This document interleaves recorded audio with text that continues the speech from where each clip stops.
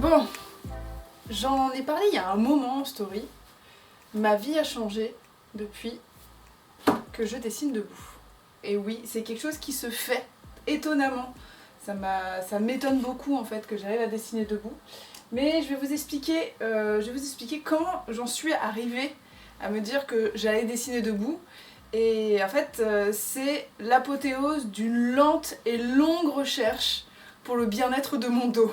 Donc avant tout, il faut que je vous fasse un petit topo médical, on va dire. Mes douleurs de dos, moi, elles sont dues notamment à des problèmes de santé. À mon adolescence, j'ai développé une double scoliose qui a été remise par un corset orthopédique. Elle a été remise, mais il y a toujours des douleurs qui restent. Et à la naissance, j'avais une dysplasie de la hanche qui a aussi entraîné des trucs et des machins. Je ne suis pas médecin, mais globalement, ça fait que si je ne fais pas attention, eh bien je douille, mais je douille la mort. Et en vrai, ces douleurs de dos dues à mon bureau, c'est pas arrivé tout de suite, hein, parce que, on va dire, dans ta jeunesse, t'en as un peu rien à foutre, hein, tu te retrouves à dessiner sur ton canapé, allongé dans ton lit, des choses comme ça. Sauf que quand t'arrives à la trentaine, eh ben ton dos il te dit « Non !» Non! C'est comme la gueule de bois, tu vois. À 20 ans, tu t'en remets sans aucun problème. À 30 ans, il te faut 2 jours pour t'en sortir. Quand je suis arrivée dans cette maison, il y a à peu près 5 ans, vraiment, on est arrivé, mais genre, avec juste nos slips. Une planche, 2 tréteaux, une chaise de cuisine, et c'était marre. Et au fur et à mesure, forcément, j'ai aménagé mon bureau, etc. pour essayer de faire en sorte que il soit le plus ergonomique possible pour mon travail, mais j'avais toujours ce problème, c'est que j'avais mal au dos. Et ça s'est vraiment empiré la mort à la fin de Radium Girl, parce que Radium Girl a été très éprouvant pour mon corps, tout simplement. Je suis arrivée à un point un peu de non-retour, où je me suis dit c'est pas possible que je me retrouve à être allongée dans le lit et à bouffer des cachetons pour essayer de calmer ça. Mon problème, c'est mon bureau, c'est mon assise. Cyrielle, prends le truc à bras le corps et trouve-toi une assise qui va faire en sorte que tu arrêtes de souffrir. Donc s'en est suivi une longue traversée du désert pour trouver l'assise qui me conviendrait. Là encore, hein, moi je vais vous parler de tout ça, mais l'assise qui me convient, c'est pas forcément l'assise qui vous convient. Voilà. N'appliquez pas aux autres forcément ce qui marche à vous. J'ai commencé par changer de chaise tout simplement, donc j'ai acheté ma chaise Ikea que j'ai encore là. Elle est très bien et en même temps elle est pas bien pour moi. Elle est très bien pour que je fasse des mails, des choses comme ça, que je reste pas trop longtemps dessus, mais être assise 8 heures par jour dessus, c'est pas bon pour moi. C'est vraiment, ça me détruisait le dos. Donc j'ai commencé à intervertir en me disant ok, une chaise plus fixe et une chaise comme celle-là, ça allait toujours pas. Forcément tout le monde a une idée là-dessus parce que c'est quand même le mal du siècle, hein, les maux de dos, on est tous à être crispés sur nos ordinateurs, nos planches et nos bureaux. On m'a dit essaye la boule de yoga.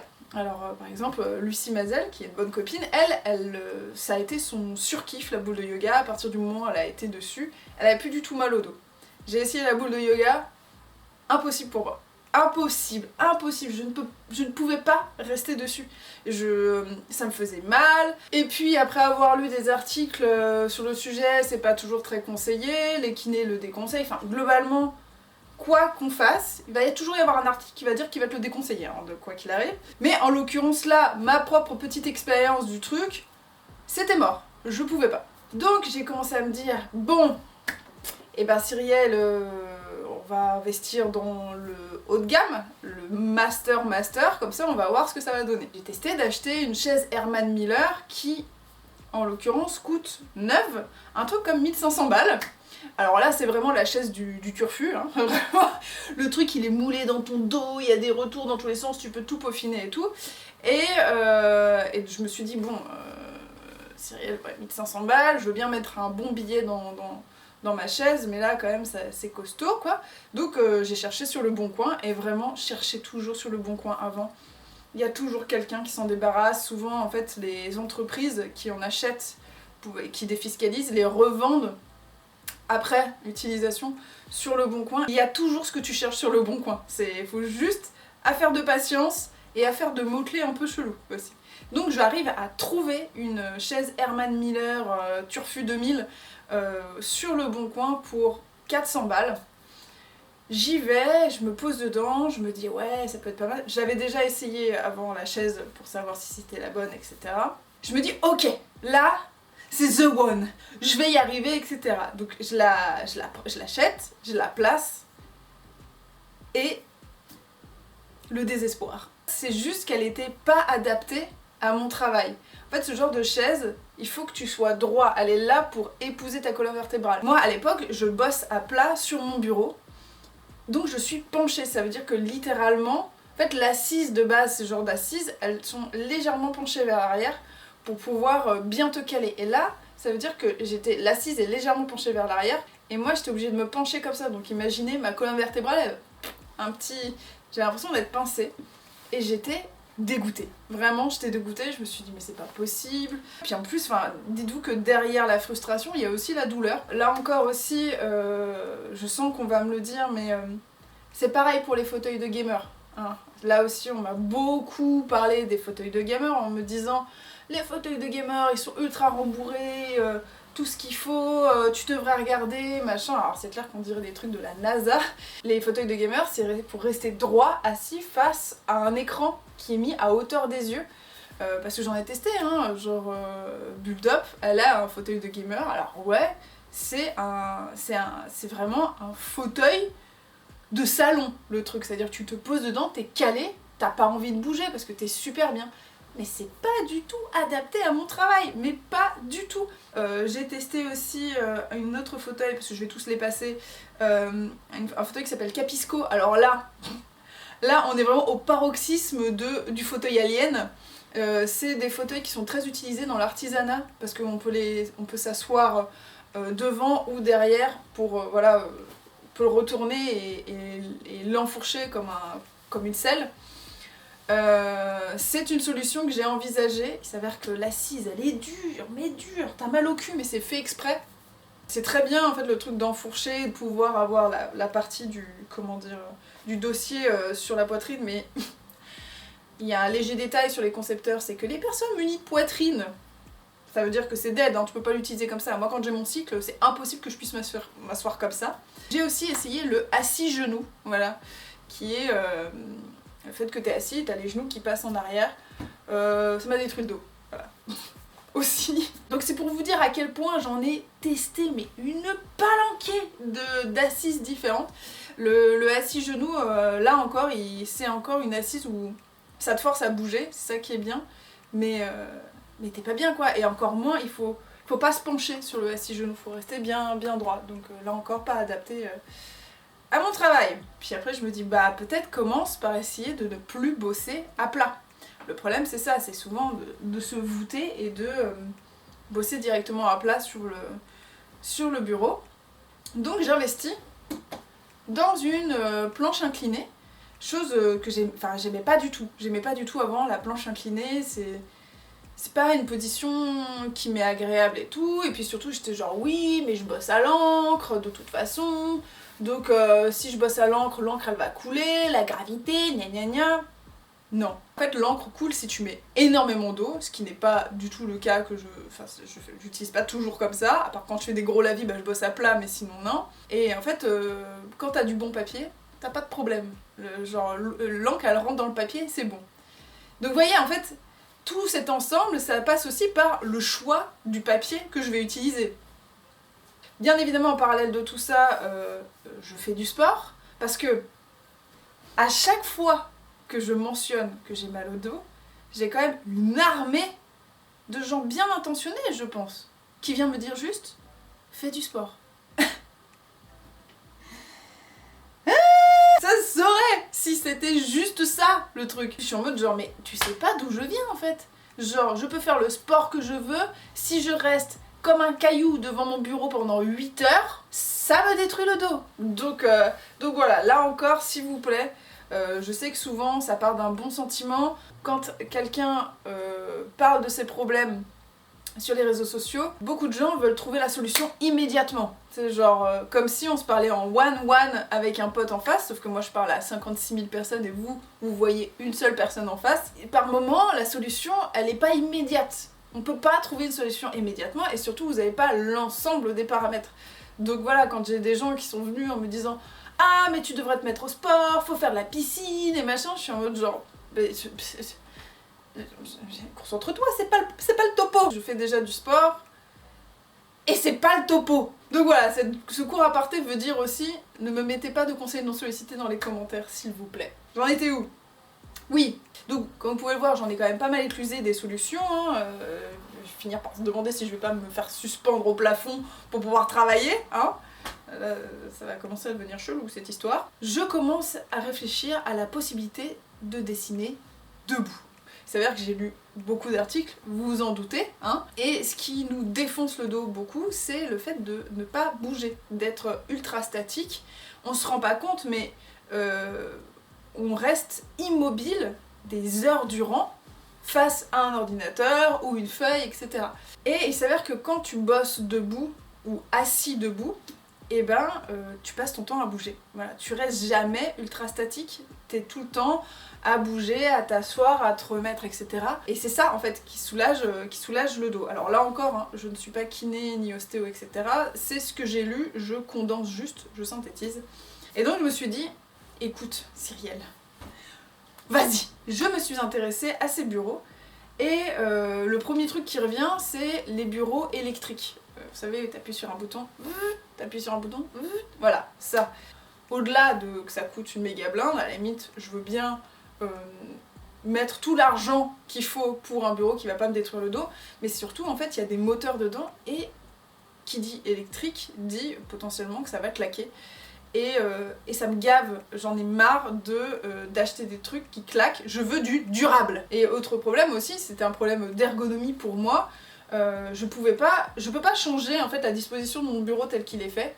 Là on est au maximum de l'ergonomie et sur les bureaux qui montent et qui descendent, il y a une espèce de console souvent sur le côté en fait des bureaux qui matchait pas du tout avec l'ergonomie de mon bureau. Ça veut dire qu'à droite je pouvais pas parce que j'ai une autre partie de mon bureau qui part à droite. Et à gauche, 100% du temps j'allais me le prendre. Et j'ai commencé à m'intéresser au bureau mécanique, avec un bras. Bah encore et toujours c'est suédois quoi. Ikea l'a fait. Je ne suis pas sponsor Ikea. S'il y en a ailleurs, tant mieux. C'est juste que là je suis allée au plus rapide. J'ai acheté ma structure chez Ikea. Donc la structure du bas, c'est ce que j'ai acheté. Tu peux prendre que la structure et le plateau. Tu peux associer d'autres trucs. Moi le plateau je l'avais déjà et j'avais aucune envie d'en changer. Il a 5 ans, il a morflé mais il peut durer encore 15 ans. Je m'en fiche, surtout vu tout ce qui se prend dans la tronche. Donc j'ai décidé de le garder. Et donc c'est une structure mécanique qui s'actionne avec une manivelle. Voilà, j'ai vraiment la sensation de faire de l'orgue de barbarie quand je monte et descends mon bureau. Alors effectivement, ça nécessite un peu plus d'action. C'est peut-être un chouïa plus long, mais quand même, qu'est-ce qu'on est feignant maintenant. Je suis quasiment en permanence sur une position très haute et une position un chouïa plus basse. Donc clairement, c'est 2 tours de manivelle. Et ça fait 2 mois et... Merci. Vraiment, je sens une différence. Voilà. Alors, il n'y a pas que le bureau, j'ai aussi un fauteuil sur lequel je suis assise qui monte et qui descend, mais qui monte très haut pour pouvoir avoir cette position. Vous savez, comme quand on attend le métro ou le train, c'est une espèce de siège assis debout, incliné. Bah en fait, cette assise fait la même chose et pareil, elle te pousse à bouger le bassin d'avant en arrière, etc.